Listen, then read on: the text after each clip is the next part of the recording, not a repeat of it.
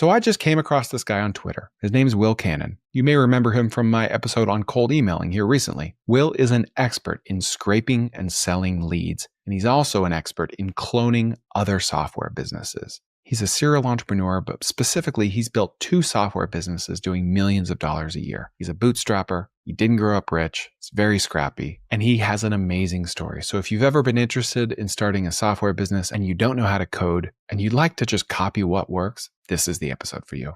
So my kind of story is grew up poor, single parent household. Mom and dad got divorced when I was 1 year old. Dad left, never saw him again to this day. We grew up with little, just me and my mom, roof over the head, food in the mouth, but weren't able to have the nice things. So ever since I was a kid, I was like, okay, lemonade stand. I remember in high school, it was like CD burners just first came out. So I was like, oh my God, it was Napster and LimeWire. So I was like, my friend got a computer with like a CD burner. I was like, you can make your own CD. This is amazing. And so I was like, I would sell CDs at school, right? I'd have like a booklet and I'd say, hey, write down your 10 or 12 favorite songs. They'd write them down. I'd go home. I'd download all the songs off Napster. I'd burn them to a CD. I'd sell the CDs for 10, 20 bucks a CD and I'd make 100 bucks a week or whatever it was. And at that time, I was like, this is amazing.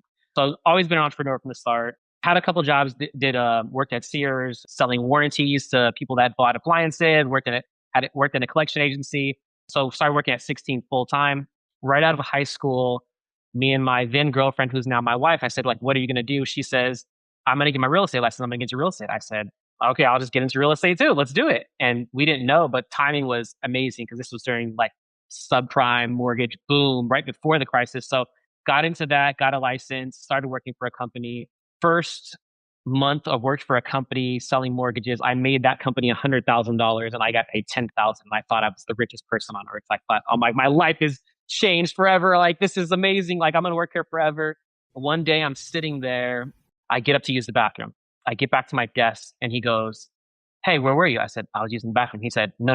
You need to be on the phones. It was like, like, what am I doing? I was like, I just made you $100,000 last month. Like, I know I looked at the numbers. Like, I made you so much. And like, you're like on me like that. And so, that time they were like, the owners, they were like crazy. They had every Rolls Royce, every Lamborghini, everything. And so it was like, well, I want the 100K. I don't want the 10K. So I was like, I called her up and she had her license. She was working for a different mortgage company. I said, hey, what if we just start our own like mortgage company? And she's like, let's do it. Let's do it. And I had a broker license. So actually I could take the next step. And so that was my last day. I called him, I left him a voicemail and said, hey, I'm done. We started our own mortgage company. And at that time, we didn't have enough money for an apartment and an office because we were kind of just starting. You got to pick. We got to pick. So we started the mortgage company out of the apartment to start. And then we started scaling and we're like, hey, we need employees, but employees aren't going to come to our house.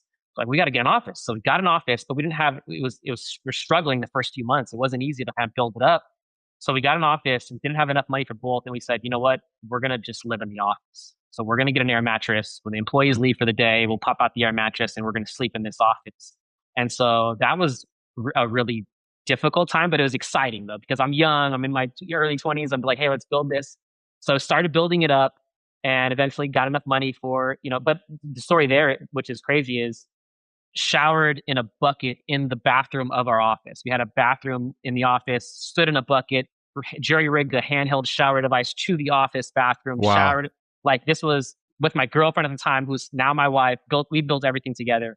And so just crazy story coming from nothing. And then we started making so much money we couldn't believe it. We were like, what this mortgage boom time. So how are you finding customers? How are you finding all your mortgage customers? Straight cold calling, just boiler room. We had Who boiler were you room cold calling? Literally at that time, people were, the housing prices were going crazy. Anyone could get a loan. So you could get a loan. Ninja loans. Whatever. Anyone. You call someone up, if they had a pulse, they were getting a loan. So anyone was getting a loan. Hey, I've seen The Big Short. I'm an expert. Okay, well.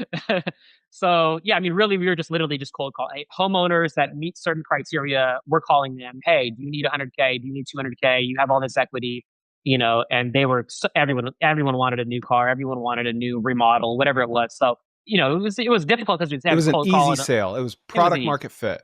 Product timing. This is what I've learned going back is like timing is so important. So bought 4 houses, bought a bunch of cars, went crazy, and boom, 2008 happened. And literally went from, we were on top of the world back to nothing. I mean, back to nothing. I mean, within a matter of months, we went from making so much to basically nothing. And we were like, hey, we're done. We were upside down on 4 houses that all went down in value 40, 50%.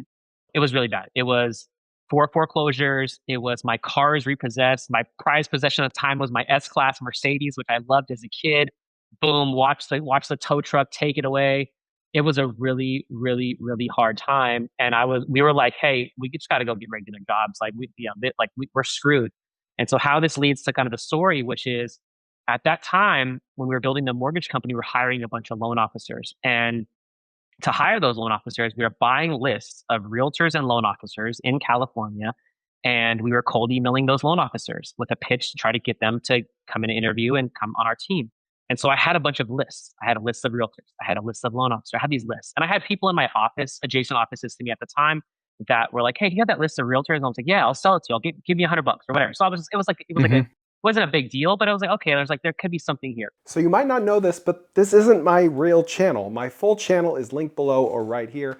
Go check that out for full episodes.